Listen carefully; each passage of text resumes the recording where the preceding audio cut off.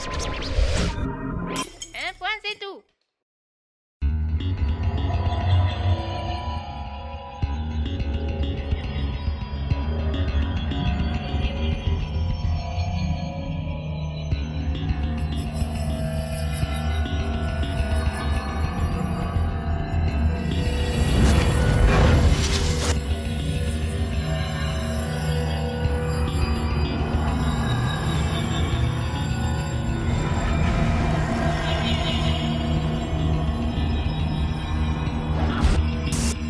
Bienvenue dans Megan Art, objet télévisuel non identifié. Aujourd'hui, c'est François Piquet qui habille le poste. De l'art et de la manière qui nous vient de Guadeloupe. Âme sensible, s'abstenir. La SACEM Martinique, ça sert à quoi, franchement? Les artistes et le recyclage, mode d'emploi pour un nouveau tri sélectif. Choc. C'est la dernière création chorégraphique de Christian Emmanuel. Tout de suite, carte blanche à Neg Matnik. Il a filmé sa semaine culturelle caméra au point. C'est son cousier.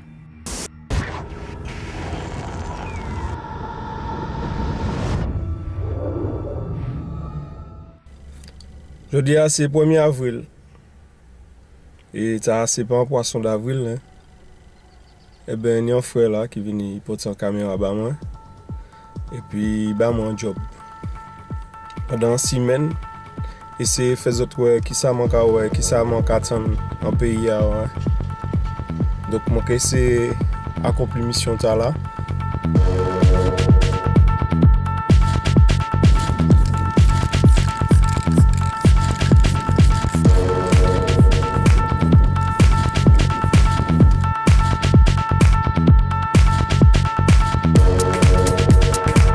Alors, Skanky, hey!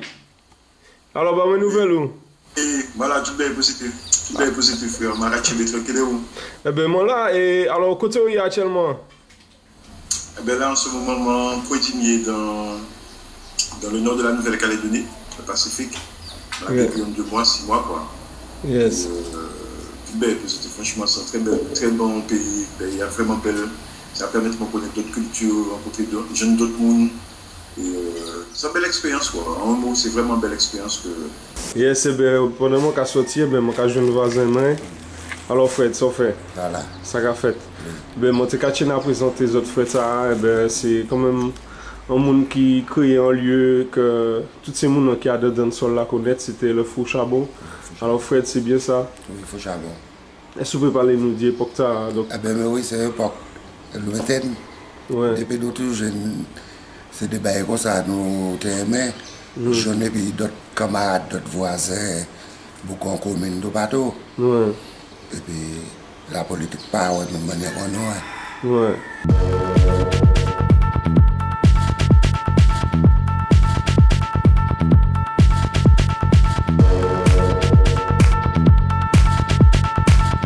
Moi, je dis c'est la première fois que je vois ça. C'est-à-dire qu'en général, toujours quand je fais Fou Chabot en l'été même. Et les autres cafés en monéta alors. Oui, nous avons fait monéta, nous avons mis des palettes à terre. Yes. Et puis dans les palettes là, nous avons mis des cabanes. Puis dans les cabanes, parce qu'il faut qu'il y ait des cabanes. Dans les cabanes, nous avons mis des gros morceaux de bois. Oui. Aïe aïe aïe, on va faire le tourner, on va faire un tourner, on va faire bateau naviguer, on va faire tout le monde voyager.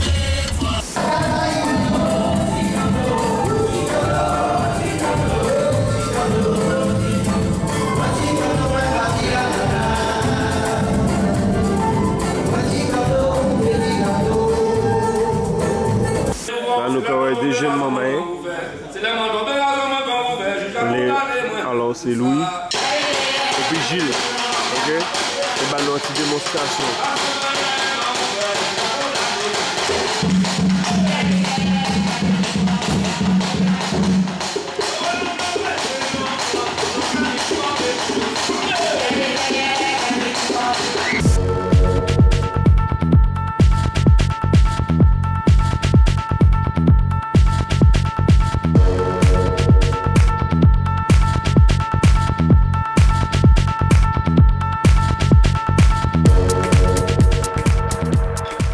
centre culturel Gérard Nouvet.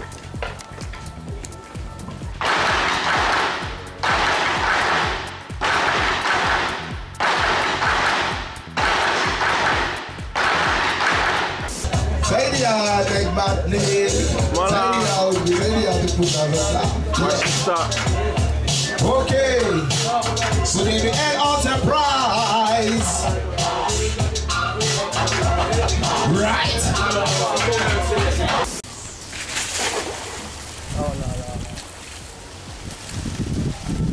Non. Alors ça c'est qui qualité poisson ça? On est de la pia et pour nous embaucher. Eh bien, bel bonsoir tout le monde. Les autres passés en semaine et puis nèg madnik, nèg qui pas qu'à faire la fête. C'était seulement un coup de zi.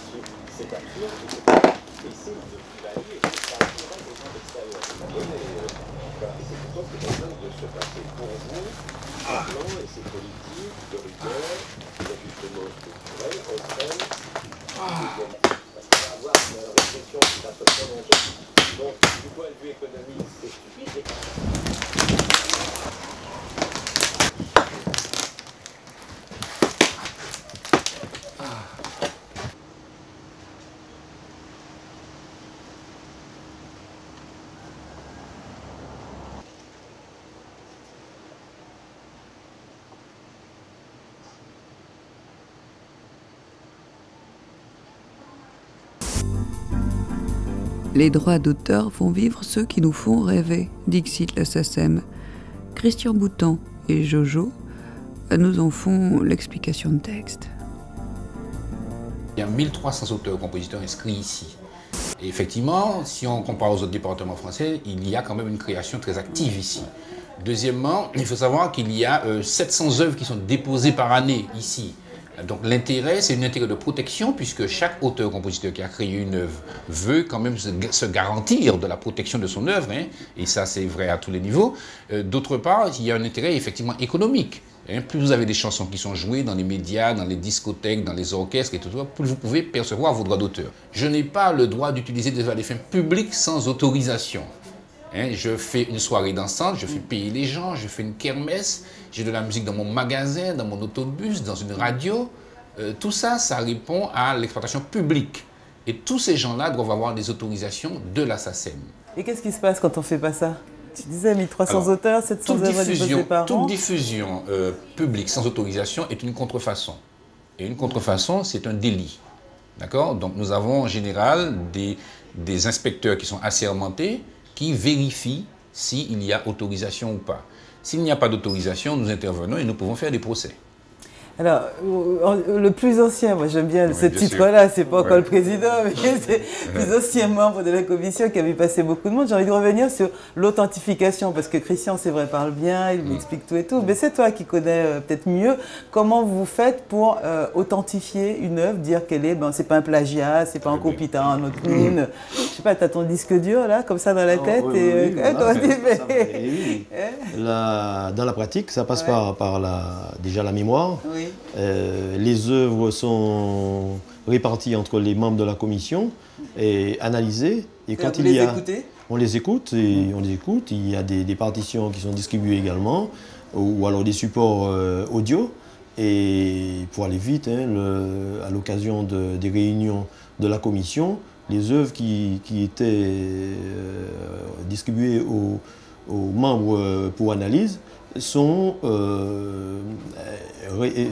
soumises à des observations, à différentes observations, où il n'y a rien à signaler. Quand il y a un doute, les membres, dans leur ensemble, enfin, écoutent l'œuvre concernée, et ou alors le doute se confirme, ou il s'infirme. Est-ce Voilà qu'il y a une petite marge quand même, quoi? Parce qu'il y a des choses qui ressemblent un petit peu, où on va dire, bon, tu vois, ça commence comme ça, la cling, ça ressemble à machin, puis après ça... Est-ce que vous avez une marge, quoi? C'est authentique, plagiat à 100%, ou 40% on rejette, 25% ça ressemble? Oui, Non, on n'est pas, peut-être que Christian va compléter, mais on n'est pas... ce qui est important, c'est de pouvoir déceler et de signaler à l'auteur qui dépose son œuvre ce qui ne va pas dans l'œuvre. Par ailleurs, la SACEM est informée par les comptes rendus de réunion de la commission. Hein, et voilà, donc en fait, vous faites juste une analyse, vous faites un rapport, vous ne prenez pas de décision. Quoi, mais non, pas de pouvoir juridique ni de police au niveau de la commission. Donc après, vous dites à l'auteur, l'œuvre que tu as déposée ressemble à telle autre œuvre, et à lui de voir s'il continue avec ou pas. Ou... Ah, oui. Hein, un petit exemple, c'est que, par exemple, les chansons de Noël. On a vu comment aujourd'hui il y a une espèce d'attractivité qui font que les gens reprennent les chansons de Noël, ils font de nouvelles mélodies, ils font de... Bon. Il arrive qu'un individu prenne une chanson de Noël, un air déjà connu, et puis rajoute quelque chose d'original et dépose l'œuvre dans son intégralité. Alors à ce moment-là, la commission ne peut pas avaliser, enfin ne peut pas valider ce dépôt, puisqu'il y a une partie du domaine public qui n'appartient pas à l'individu. Donc on fera l'information, on va indiquer ça dans le procès verbal, mais il n'est pas impossible qu'on demande à l'auteur de venir s'expliquer. On va lui expliquer que tu ne peux pas t'approprier quelque chose qui appartient au domaine public. Donc tu vas déposer peut-être ta partie seulement, mais tu ne peux pas... Voilà, donc c'est possible. Il y a des situations comme ça. Il peut y avoir des situations où il y a un pot pourri aussi, où l'individu a fait une partie originale et puis il a pris des parties préexistantes. Donc là aussi, il s'agit aussi de protéger les droits des œuvres préexistantes de ceux dont on a pris les œuvres, vous voyez. Donc il y a énormément de situations, mais en tout état de cause, ça se passe toujours dans un bon état d'esprit. Il redonne de la valeur à des vieilles choses trouvées sur le bas-côté. Les artistes aussi ont la fibre écolo. Alors, business ou véritable inspiration de création? Donc moi j'ai commencé j'ai fait une lampe avec un robinet, et un robinet et une grosse ampoule ronde que j'avais vidée, dans laquelle j'avais mis quelque chose. Ça faisait un robinet qui d'un seul coup éclairait, si vous voulez, une ampoule. Bref, c'était assez rigolo entre l'électricité, l'eau, j'aimais bien cette dualité-là. Donc je suis partie dans l'idée de la douche, du robinet et de l'électricité, de la lumière. Et j'ai trouvé un jour ce pommeau de douche qui était tout simplement par terre. Je l'ai gardé un bon moment dans mon atelier pendu. Et puis un jour, j'ai trouvé donc un lustre en pampille de verre. Et voilà, je me suis dit, tiens, ça serait marrant qu'effectivement les pampilles dessinent des gouttes d'eau et donc de lumière. J'ai toujours fait ça. J'ai toujours détourné les objets. J'ai toujours... fait les poubelles, fait les bennes, j'ai toujours ramassé des choses, transformé et sauvé des choses de la casse. Les artistes ont toujours fait ça, ont toujours recyclé, finalement se sont toujours enracinés dans une antériorité pour aller devant, pour pouvoir proposer des choses nouvelles. Quand on regarde le pit, quand on rentre dans un pit, c'est une construction aléatoire qui est de la récupération. Quand le cheval boit ou quand vous regardez la ratière, le piège à crabe ou des éléments comme ça, on a toujours récupéré, on s'est toujours servi de ce qui se passait dans notre environnement. Ce n'est plus on se sert, on utilise, c'est on valorise. C'est-à-dire on reconnaît la valeur des choses. Mais la première valeur, si vous voulez, alors là c'est peut-être plus philosophique, mais c'est mon propos dans ma démarche. Si vous voulez, la première valeur, c'est la vie elle-même. C'est le plus grand trésor. Donc si vous voulez, tout ce qui est contenu dans votre vie a du sens et est précieux.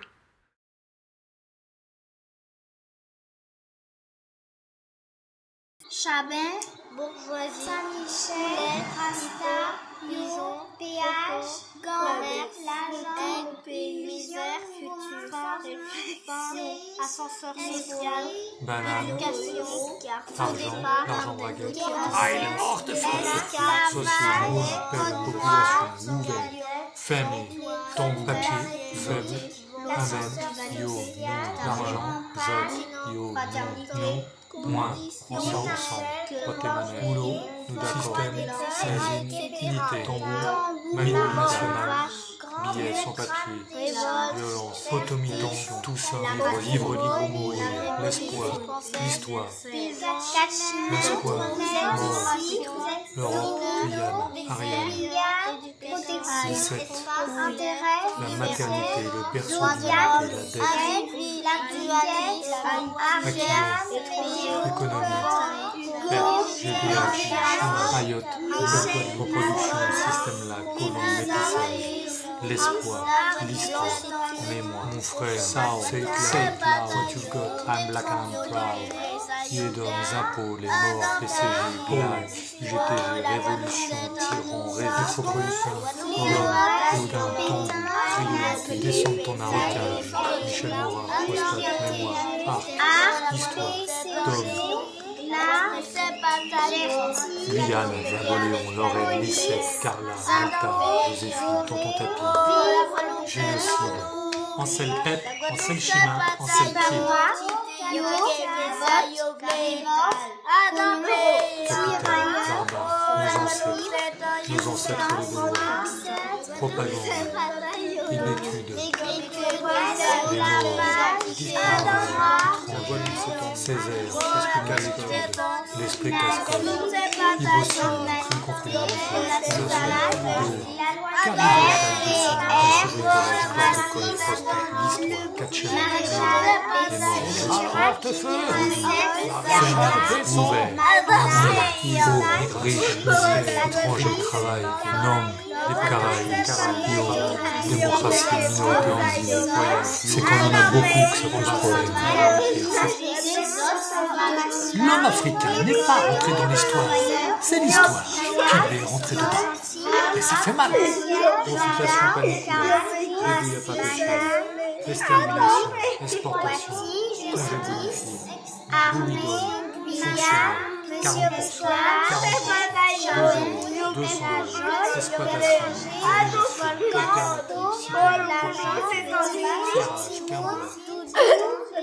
les gars nous faisaient pas ça, yo fait que fait ça, yo zizi. Ah, tant pis, yo nous.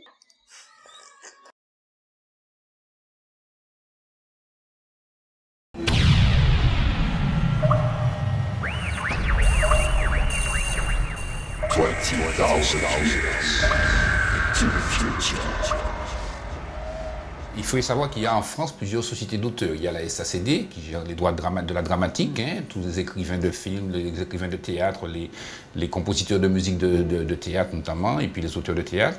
Il y a la Société des auteurs-compositeurs de musique, la SACEM, mais il y a aussi l'Association pour la défense des droits des arts graphiques et plastiques. Donc il y a un certain nombre d'organismes qui ont pour mission de protéger les œuvres intellectuelles selon la catégorie catégorie d'œuvres à laquelle on est confronté. Et nous, on reste donc dans... Alors, la SACEM protège les droits des auteurs, donc des paroliers, des compositeurs de musique, mais aussi des réalisateurs audiovisuels, des réalisateurs qui font des clips, par exemple, pour faire des émissions. Alors, de manière un peu plus approfondie aussi, on gère les droits des sketchs, des gens, des écrivains de sketchs, et puis des adaptateurs de films, de cinéma, tous ceux qui font des traductions de l'américain en français ou à d'autres niveaux. La SACEM protège également leurs droits. Comment, On ne peut pas vivre finalement. Est-ce qu'on peut vivre des droits d'auteur? Je pense que oui. Ça dépend de combien de personnes. Ouais. On ne va pas dire que les 1300 auteurs qui sont pourront vivre de leurs droits. Mais vous savez, le droit d'auteur, c'est une question de discipline. Premièrement, nous avons beaucoup de médias aujourd'hui. Tous les médias ont des contrats avec nous. S'ils nous remettent les répertoires qu'ils diffusent, et si, sans nombrilisme aucun, la musique martiniquaise est majoritaire dans la diffusion, dans cette hypothèse, bien évidemment, on peut reverser beaucoup de droits. Nous avons le secteur du tourisme aussi, qui, imaginons qu'il y ait 2 millions de touristes à la Martinique, il y aura beaucoup plus de musique dans les hôtels. Ouais. Ça pourra générer plus de droits. Et puis, il y a quand même beaucoup de manifestations, il y a beaucoup de lieux sonorisés. Donc, une discipline plus concrète aurait amené, bien évidemment, une meilleure économie pour la gestion des droits des auteurs. Ceci étant, il ne faut pas se faire d'illusions. On est dans un petit marché. On est 1000 km², 400 000, 50 000 habitants. Donc, nous sommes condamnés à exporter aujourd'hui. Et c'est l'exportation, notamment en Europe, qui va permettre à nos artistes de gagner plus de droits. Et toi, tu connais des artistes, Jojo, qui pour confirmer ce que Christian Wotton disait, déjà nos auteurs, compositeurs, il faudrait qu'ils soient conscients de ce qu'ils pourraient gagner en déclarant leurs morceaux, mais en déposant également les œuvres, la liste des œuvres qui sont exécutées par eux-mêmes ou par d'autres groupes qu'ils connaissent. Et que les groupes qui la création ou bien quand ils diffusent, quand ils exploitent, quand ils jouent, quand ils exécutent les œuvres, il faut déjà qu'ils les déclarent, qu'ils déposent les fiches les répertoires pour une meilleure répartition. Et il faut que ceux qui jouent, j'en connais, je viens de rencontrer un leader qui joue avec un groupe pour tout le monde, mais particulièrement pour des collectivités. Les collectivités payent les droits à la SACEM, et puis les morceaux qu'ils jouent et qu'ils ont composés ne sont pas renseignés et il n'y a pas de distribution de droits. Que là aujourd'hui le propriétaire de la boîte, du bar, du lieu va déposer, dire à la SACEM je fais tel jour une animation, un concert avec un tel, et ça s'arrête là. Et l'artiste même ou le groupe, lui, ne vient pas à déposer tout son répertoire titre par titre. Et ça, ce serait important, tu veux dire. Le groupe doit communiquer à l'organisateur le répertoire. Et les sommes versées sont réparties sur les différents morceaux exécutés. Et bon, si ce n'est pas fait, il y a un problème.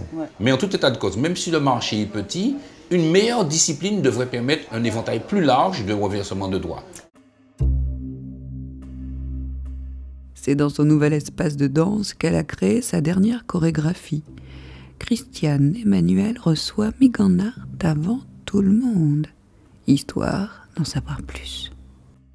Nous sommes ici au Terre Saint-Ville, à la rue Amédénite, c'est là où je suis née. C'est un vieux rêve de plus de 20 ans que j'avais, de récupérer la terrasse pour en faire une salle de danse, parce que c'était un espace très peu utilisé dans la maison, à part pour faire sécher le linge quand on était petit. Et après, il y a eu quelques petites modifications, mais là, je l'ai récupéré pour faire un espace, un laboratoire. C'est sûr que cet espace, pour moi, c'est un lieu vraiment précieux. C'est un lieu dont j'avais besoin pour pouvoir continuer à faire mes recherches et progresser dans ma danse.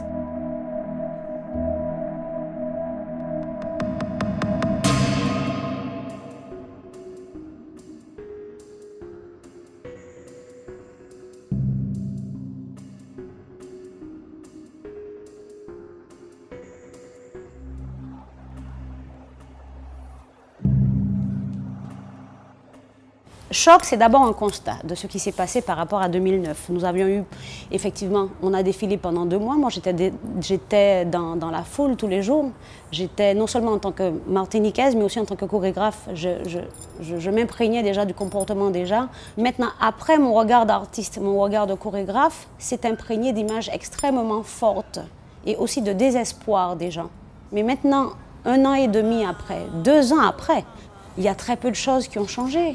Et donc c'est pour ça que je me retranche encore dans mon spectacle Choc et que pour moi c'est une note d'espoir en disant qu'il faut continuer à se battre, qu'il faut continuer, mais qu'il faut être volontaire.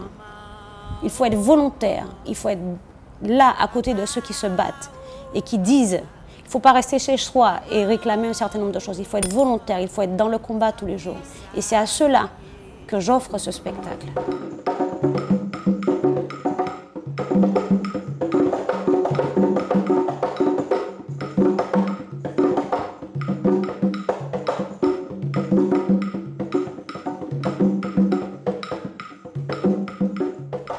dit que la danse contemporaine n'est pas accessible à monsieur tout le monde. Moi, je pense que c'est faux. La danse contemporaine doit être lisible. Et tout à chacun doit comprendre ce qui s'y passe. Si la danse n'est pas lisible, on ne peut pas dire qu'elle est contemporaine. Elle peut être tout ou n'importe quoi, sauf contemporaine. La danse contemporaine est une danse lisible par monsieur tout le monde.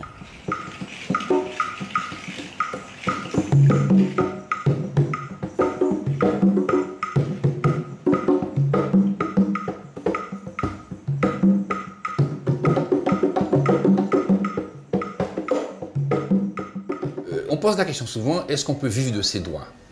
Pas tout le monde. Mais les droits sont des compléments de revenus importants pour beaucoup. Quand je suis artiste et que je joue par-ci, par-là, j'ai des contrats et que je touche mes droits d'auteur en plus, si vous voulez, ça permet d'avoir un salaire annuel en général qui permet de vivre. Donc, dans l'absolu, il n'y a pas beaucoup de gens qui vivent strictement de leurs droits d'auteur, mais ce sont des compléments de revenus qui sont quand même importants pour beaucoup. Mais il vient d'où cet argent-là, justement? L'argent est payé par les organisateurs. Par exemple, les chaînes de télévision nous paient des droits d'auteur. Ils nous paient un pourcentage de leurs recettes publicitaires. C'est le cas des radios. Les radios locales nous paient un pourcentage de leur budget de fonctionnement, les radios locales non publicitaires. Une discothèque paie un pourcentage de ses recettes. Donc toutes les discothèques, tous les établissements musicaux sont tenus de nous remettre tous les mois un état des recettes qui identifie les sommes qu'ils ont perçues et nous percevons un pourcentage dessus. Et nous faisons des sondages également dans les boîtes de nuit. Alors aujourd'hui en métropole, ils ont trouvé des systèmes plus contemporains puisqu'il y a des boîtiers qu'ils mettent sur les ordinateurs et tout qui permettent d'identifier les œuvres. Voilà, alors c'est vrai que la technologie aujourd'hui permet des dispositifs nouveaux pour reconnaître les œuvres. Vous avez Shazam par exemple sur les portables qui vous permettent de reconnaître les œuvres. Ce sont toutes des techniques que nous utilisons pour pouvoir identifier les œuvres qui sont diffusées. Sur notre petit marché là, que tu disais tout à l'heure, ce genre de technologie... on les met de plus en plus en place. Là, même avec RFO, on a mis un logiciel nouveau, on a mis en place des dispositifs nouveaux pour pouvoir identifier les œuvres. Alors, c'est vrai que c'est très complexe en réalité, parce qu'en musique, vous avez des œuvres qui sont diffusées par un clip, vous avez des œuvres qui sont diffusées en générique, vous avez des œuvres qui sont diffusées en fond sonore, vous avez des habillages, et tout ça, ça doit être renseigné. Et tout ça génère des droits. Tout ça génère des droits, nous permet d'identifier des chansons qui sont diffusées et de répartir les droits pour les auteurs-compositeurs. Oui, d'accord. Vous savez, c'est un travail, c'est une dynamique. Il ne s'agit pas de consommer de la musique, mais si on considère que la musique c'est une force de production, une force d'expression d'identité de la Martinique, on se donne les moyens de la soutenir et de la développer. On n'en est pas encore là, ça? Non, je pense que c'est plus de la consommation que de l'aide véritablement à la production. Vous venez d'apercevoir un objet télévisuel non identifié. Cette semaine, c'est François Piquet qui habillait le poste. À la semaine prochaine.